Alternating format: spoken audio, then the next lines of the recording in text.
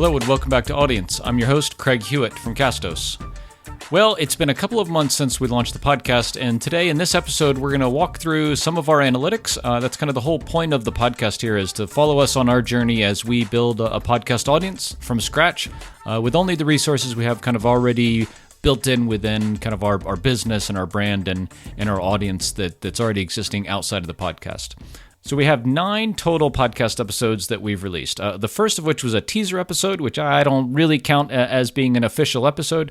It was about 10 minutes in length and was kind of an episode 0 is the terminology that a lot of folks in the podcasting world use.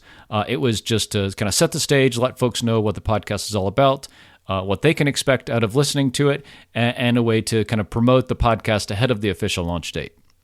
Then on day 0, if you will, on the launch date of the podcast, we launched with 3 episodes, 2 of which were monologues like this of me talking, and 1 was an interview with actually a customer of ours who is all about storytelling. So we called that episode Crafting the Narrative, and that was all about how to tell an effective story, engage listeners, and keep them kind of coming back for more and following along with you as you're telling the story of your brand and the journey that you and your listeners are going on together. From there, we had kind of a recap of what launch day looked like, how we launched the show, why we launched with 3 episodes, why we did a teaser episode, why we had 2 monologues and an interview, and a little bit of kind of content planning there, talking a lot about just why we did what we did. We've been podcasting, people in our group and our company and myself been podcasting for years, and along the way have picked up, a thing or two and kind of walked through some of the logic around why we did what we did and shared some very early kind of lessons and results of kind of how the podcast launch went. From there, we went into another interview with Srini Rao from the Unmistakable Creative podcast, talking about being a content leader. And so Srini really prides himself, and rightfully so, and he should get a lot of accolades for standing by kind of what he believes and what he wants his podcast to be all about. And he mentioned Oprah in his interview, and I really think that's a really good analogy is, she is very steadfast in what she believes and the kinds of people she has on her show and the types of content she creates. And I think Srini is the same way. And he has a very broad definition of creative, and his show is called Unmistakable Creative, but it's just really interesting people doing interesting things. And again, kind of sticking with their guns and kind of following through on what types of content they want to create and what kind of message they want to share with their audience. And then from there, we followed up with a couple of more strategic content episodes, talking about effective podcast promotion as the next episode, and then a few tips about how to podcast more efficiently. I think one of the things that we all get into is, podcasting is hard work. There's a lot of hurdles to get over to get an episode out the door, and the more we can work to minimize those hurdles, make it easier for us to record content, edit it, produce it, get it out the door, schedule guests is just going to make all of our lives easier, going to make our podcast go out more consistently, which is one of the huge keys to growing our audience. In the last episode, before this one, we talked about the 4 best paid acquisition channels to grow your podcast audience and listenership, and kind of when and where each of those paid acquisition channels might be best for you in growing your show. And so here we are in episode 10, kind of talking about some of the results from our podcast thus far. I think in our first recap episode, in our launch day episode, we talked about some of the early analytics around the show, and want to follow that up today, because one of the things when you talk about podcast analytics is it's not just how many downloads did you get on the day an episode went out. That's an important thing, because that's kind of maybe like a surrogate for subscribers, how many listeners you might get, say, in the first 48 hours or something like that. Something like that is a good indicator of how many people are subscribed to the episode, because if you're subscribed, the podcast downloads automatically when you're in Wi-Fi. And so if you release a podcast on January 10th, and on January 12th you see that episode has 200 downloads, then most of those probably are subscribers. And so looking at those peaks that you'll see in any analytics graph for a podcast of the number of downloads on those peak days is an interesting thing to look at. I think that's kind of making your core listenership or some percentage of your core listenership. But then the total listens for a podcast at about 6 weeks after an episode has been released is the thing that a lot of advertisers look at. The number of weeks or the amount of time after a podcast has been released varies depending on which sponsor or advertising platform you're looking at. But there is some time that you say, okay, I'm going to get most of the downloads from an episode in, say, 4 or 6 weeks. And you can look at, after your podcast episode has been out for that amount of time, okay, let's look at kind of how it's done, if you will. And so that's why here in episode 10, we're kind of looking back all the way at some of our original episodes and some of the more recent content to see how well things have done overall. And so to date, our most popular episode has been the Crafting the Narrative with the folks from Storyboard Media. This was an episode all about storytelling and was really, really interesting, really well done. From a content perspective, it was really highly produced. I'll say it was kind of an NPR or a Gimlet Media style episode, which is really cool. As on the production side, I'll say it's very difficult because what ends up happening there is you do the interview, and then you basically go back and cut all of your part out because it's just you asking questions, which are just kind of boring, and then you coming back and recording a bunch of little segments where you give some narrative around something that the guest just said, and then frame the question you asked and the response that they're about to give. So if you go back to the Crafting the Narrative episode of the Audience podcast, you'll hear how we did that. And I think the results speak for itself. It's our most popular episode by kind of a lot, by say like 25%. And so I think the results and the thing that I would take away from this is, one, an interview has been our most popular episode. Two, a really highly produced interview was more popular than the only other interview we've done. So that's interesting. There was several weeks in between those two. Our next episode after this is going to be an interview, and it's going to be a really super interview with somebody that a lot of you know. So I'll be very keen to see how the results of that turn out a few weeks after it's been released. But I'm sure that things are going to kind of go up and spike after we release this next interview, because it's just with a really big name in the podcasting space and somebody whose show I'm sure a lot of folks listen to. So stay tuned there. Subscribe if you haven't already. Subscribe to the Audience podcast, audience.castos.com, so that you get that next episode right when it comes out. From there, as I'm looking at our analytics, the other thing I will notice is that, obviously the most recent episodes have less listens than some of the older ones. I think that's normal, that long tail, even though the time after the episode has been released, every day they'll get a few more listens. New people subscribe, want to listen to the back catalog. So the more recent episodes have less listens than some of the older ones, just by virtue of time. So to date, our most popular episode has about 650 listens, which is okay. I have to say, I was hoping that we would hit 1,000 mark here about 6 weeks after the podcast has been launched.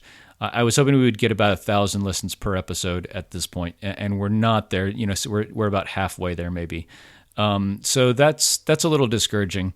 From a content perspective, I feel like we've been doing more solo episodes like this than interviews. And so that's something we're going to be changing up here going forward, is we have several interviews with really interesting guests, both talking about tactical parts of audience building and podcasting and storytelling and creating effective content, but also kind of strategic and practical things you can do to be a better podcaster. Just in terms of running your show. So stay tuned there. We're going to be having more interviews. So from a content perspective, we've only had 2 of our 9 episodes so far have been interviews. We'll be having at least half and half going forward. Honestly, a big part of this is scheduling. Scheduling interviews is just hard. It takes time. It takes discipline. It takes intentionality to get on somebody's calendar. It's usually not the next day that you can talk to them, so you have to get on their calendar 2 or 3 weeks ahead of time, have your content calendar matching up with their timeline. And so this is something that we need to put a little bit more discipline and effort into, to be producing episodes that are interviews on a more regular basis. From a content perspective, I feel like we've intentionally been leaning more on the how-to side of things. And we've done this on purpose because we want to lay the foundation for how to podcast. There's no sense in offering a lot of really advanced advice and interviewing people who are really top-notch podcasters if we haven't covered the basics of gear and storytelling and how to launch a podcast and effective promotional strategies and things like that. So we've laid some of the groundwork here in the first few episodes, and I'm glad we've done that. I think that people who are already podcasting might see some of those episodes and say, that's just not for me. So I think we might have alienated some of our audience by focusing more on the beginner aspect of things. Certainly everybody can learn from some of these core lessons, but I think that's something I take away from looking at the numbers here, saying like, okay, some of our more basic how-to episodes might not have been as popular because some of our audience is just past that, potentially. So now I want to talk about our marketing strategy and going forward. I talked a little about content, so we're going to be doing more interviews here going forward. Also going to be kind of moving the content strategy from beginners to, I'll say, intermediate to advanced podcasters. I think even beginner podcasters can pick up some of these things that we'll be talking about with more advanced podcasters. It certainly is more interesting to talk about the really cutting edge things that podcasters are doing, as opposed to covering the basics, which a lot of blog posts cover as well. So from a content perspective, more interviews, more advanced topics around growing your audience. And then from the marketing perspective, what we've been doing thus far is obviously, publishing the podcast. They're in all the directories: Apple Podcasts, Stitcher, Spotify, Google Play. And we've been publishing these on our blog as well. So castos.com/podcast, you'll see all of our podcast episodes there. And then we've been sending out dedicated emails to our entire list announcing each of our new episodes. So the episodes go out on Thursdays. We also typically send out our emails on Thursdays. So the email has been going out to our list saying, hey, in this week's episode of the Audience Podcast, we talk about 8 tips to more efficiently produce your podcast episodes, or the 4 best paid acquisition channels to grow your listenership. And I think those have gotten really good reception. We have a lot of discussion in our Podcast Hackers Facebook group about the episodes and things that I talk about and resources that I mention, and people saying, hey, do you use this? Or I like that better. And that's really cool. I mean, to me, that tells me that we're striking a chord and that we're hitting on things that people find interesting and useful. And that's great, because honestly, that is a big challenge in podcasting. It is in a lot of ways a one-way medium. You talk, people listen. Unless you have a place like a Facebook group or a Slack channel or an in-person event that you can go to, you're talking, people are listening, but they don't have a chance to give you feedback. So if you haven't enabled a mechanism for your listeners to give you feedback and continue the discussion about your podcast episodes in between episodes, I definitely would do it. I think if you talk to a lot of really successful podcasters, they will say that building a community around their show is the best thing that they've done. And the flavor of that will be different for everybody. For us, it's a Facebook group. For you, it might be, an in-person luncheon that you do once a month or something. It might be another kind of online group. Whatever it is, that will depend on you and your brand and where your audience typically hangs out and connects and things like that. But I definitely would suggest having a place where you can build a community around your show to kind of continue that engagement. So we've been publishing. We're in all the directories. We send dedicated emails for all of our podcasts. We have been creating headliner videos for social media. We're experimenting also with a tool called Lumen 5, and I'll put a link for that in the show notes as well. Automatically creates kind of a similar looking video that something like Headliner uses, but is slightly different. And we'll put some examples of these in the show notes for this episode as well. I really like these videos. They're more text heavy than an audiogram, and they're automatically generated using the Lumen 5 tool. So definitely kind of worth considering if you want to take a look at it. We're really enjoying kind of doing a bit of both of these and sharing these on social media. The next thing that we're going to be looking at is paid acquisition for the podcast. So we talked about the 4 best paid acquisition channels that we think are effective for growing podcast listenership in the last episode. And those 4 are Facebook, the Overcast podcasting app, and a combination of Quora and Reddit. And the last one was other people's podcasts, advertising your podcast on other people's shows. And the first one that we're going to explore is promoting our podcast in the Overcast app. And so we're going to be promoting the Audience Podcast in the Overcast app. We're going to buy an ad spot as they're available. We're still looking into the availability depending on the category that we want to advertise in. Again, Overcast is a podcasting app. You can buy dedicated ad spots for the month in different categories of podcasts that people are listening to. So if you want to advertise in the business section, your ad would only show up for people listening to business-related podcasts on their phone. So we're exploring this, and this is the first place that we're going to go for the paid acquisition side of growth. And typically they see somewhere between a couple of thousand impressions and then a couple of hundred new listeners per advertising cycle, so per month. And so for us, that would be good. That would move the needle quite a bit. I think if you're a big podcaster and you have 10,000 listeners already, this wouldn't move the needle that much. And our guest next week has some experience with this, and so we'll be picking his brain more about how he's grown his podcast in the organic, in the, I'll say, partnership or collaborative arena, and in the paid arena. I think that middle one, that partnership and collaborative aspect of audience growth, whether it's for your podcast or any other kind of content that you're doing, is probably the most powerful one. So how can you partner with someone else and leverage their audience and them leverage your audience so that you can both grow your listenership, both grow your exposure, and kind of further your brand? So this is the place we haven't done as much work as I would like to and as we probably should have. The two folks that we've had on for interviews so far have shared the podcast out with their audience. That's been great, and I think that's the reason that the episodes are so popular. And we just need to do a lot more of that, because honestly, that's the best way to kind of cross-pollinate your podcast with other people who don't know who you are and don't already follow you and your stuff and your show. So this is a bit of a therapy session, I guess, with me talking about how we're doing. Looking at the numbers is really healthy because it says, okay, this is working, this isn't. We need to do more of this and less of that. And that's the plan here going forward. So we're going to be changing up the content a little bit. We're going to be investing in some paid acquisition via Overcast.